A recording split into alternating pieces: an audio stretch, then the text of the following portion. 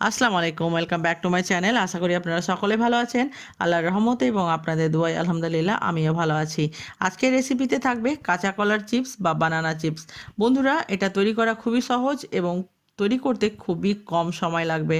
আর হ্যাঁ বন্ধুরা, আমার চ্যানেলে যদি নতুন থাকবেন আর আমার রেসিপি যদি আপনাদের কাছে ভালো লেগে থাকে তাহলে চ্যানেলটাকে অবশ্যই সাবস্ক্রাইব করবেন আর পাশে থাকা বেল আইকনটি প্রেস করে অল নোটিফিকেশান অন করবেন। আর প্লিজ প্লিজ আপনারা আমাকে সাপোর্ট করবেন যেন আমি এই জায়গায় এগিয়ে যেতে পারি। তাহলে চলুন দেখা যাক। এখানে আমি 4টা কলা নিয়েছি। এই কলাটাকে আমি আগে থেকে ভালোভাবে ধুয়ে নিয়েছিলাম, তবে আপনাদের এলাকায় যেরকম কলা পাওয়া যাবে সেই কলাটা দিয়েই করবেন, তবে কলাটা অবশ্যই কাঁচা হতে হবে।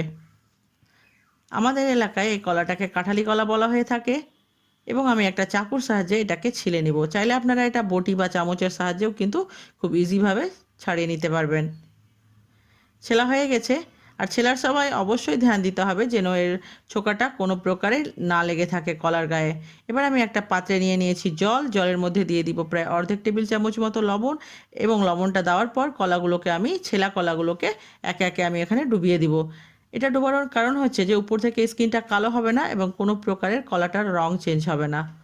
এবার আমি একটা চাকুর সাহায্যে এটাকে স্লাইস আকারে কেটে নিব। দেখতে পাচ্ছেন আমি স্লাইসটা করছি, কোনো মোটা বা পাতলা নাই, দেখতে পাচ্ছেন। এবং কাটাও কিন্তু খুবই সহজ। চাইলে আপনারা এটা বটির সাহায্যেও কেটে নিতে পারবেন।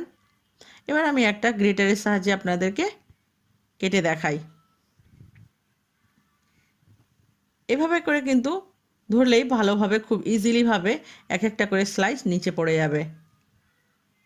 দেখতে পাচ্ছেন কত সহজে এক একটা করে স্লাইস চলে আসছে। তবে আপনাদের ইচ্ছে আপনারা যেভাবে করতে পারেন। সম্পূর্ণ কলাটারই আমার এভাবে স্লাইস করা হয়ে গেছে এবং একে অপর থেকে আমি এভাবে কিন্তু সমস্ত কলার স্লাইসগুলোকে ছাড়িয়ে নিব। এবার আমি একটা বাটিতে নিয়ে নিব প্রায় অর্ধেক চামচ মতো লবণ এবং দিয়ে দিব ওখানে প্রায় 3 থেকে 4 টেবিল চামচ মতো জল। জল এবং লবণটাকে ভালোভাবে মিশিয়ে নিব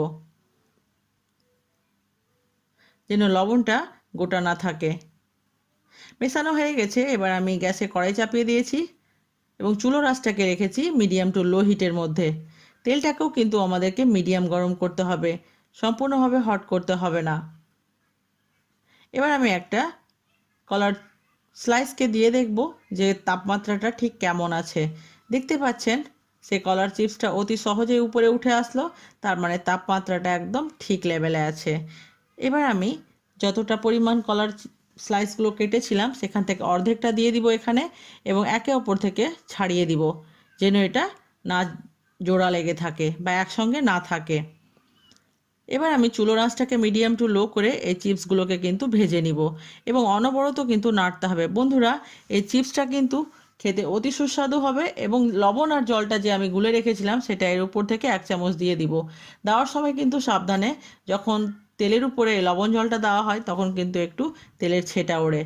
এবার এভাবে করে আমি অনবরত নাড়তে থাকবো।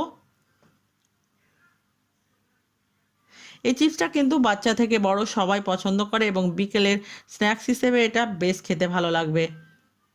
এবার আমি একটা চিপস এখান থেকে উঠিয়ে নিলাম এবং দেখব যে কতটা পারফেক্টভাবে কুক হয়েছে বা ভাজা হয়েছে। দেখতে পাচ্ছেন অতি সহজে ভেঙে গেল, তার মানে তৈরি হয়ে গেছে। এবার আমি এটাকে একটা পাত্রে উঠিয়ে নিব। হয়ে গেছে সম্পূর্ণ চিপসটাই আমার ভাজা। এবার আমি একটাকে প্লেন ফ্লেভারে রাখবো, মানে যে সল্টি ফ্লেভার হয় সেটা রাখবো, আর একটাকে আমি মশলা দিয়ে তৈরি করব।